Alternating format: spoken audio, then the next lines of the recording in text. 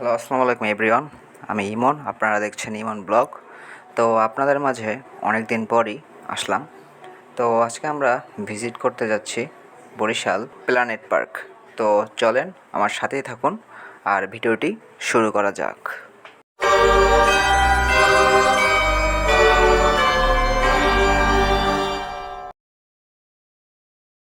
তো একটা ক্লিপ নিতে ভুলে গেছিলাম, তো আসার সময় যে ক্লিপটা। তো যাই হোক, তো এই হচ্ছে আমরা প্ল্যানেট পার্কের গেটের সামনে। তো চলেন ভিতরে যাওয়া যাক। তো আমরা ভিতরে এসে পড়েছি।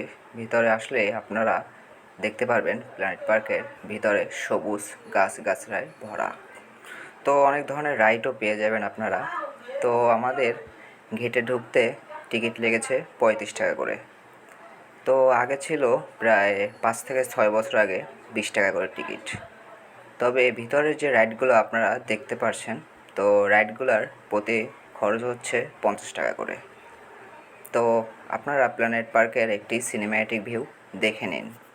I'm sorry, but don't wanna talk. I need a moment before I go. It's nothing personal. I draw the blinds. They don't need to see me cry. 'Cause even if they understand, they don't understand. So then when I'm finished, I'm all about my business and ready to save the world. I'm taking my misery, making my bitch give me everyone's favorite girl. তো cinematic ভিউটা কেমন enjoy করলেন অবশ্যই comment সেকশনে বলে যাবেন। তো বর্তমানে প্ল্যানেট পার্ক অনেক উন্নত হয়েছে। আপনারা যারা বরিশাল থেকে দূরে থাকেন তারা অবশ্যই প্ল্যানেট পার্কটি ভিজিট করবেন একবার হলেও। তো প্রায় 5 থেকে 6 বছর আগে যখন ছোটোবেলায় আমি এসেছিলাম, তো তখন এত কিছু ছিল না, তবে বর্তমানে অনেক উন্নত হয়েছে।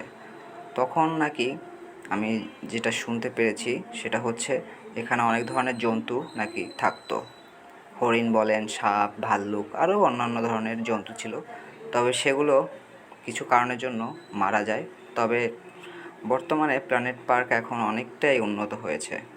তো আপনারা যারা আসতে চান অবশ্যই প্ল্যানেট পার্কটি ভিজিট করে যাবেন। তো ভিডিওটা ছিল আজকে এই পর্যন্তই। তো ভিডিওটি যদি ভালো লেগে থাকে অবশ্যই চ্যানেলটিকে সাবস্ক্রাইব করে দেবেন আর পাশে বেল আইকনটি অন করে দেবেন যাতে নতুন কোনো ভিডিও ছাড়লে আপনার সামনে চলে যায়।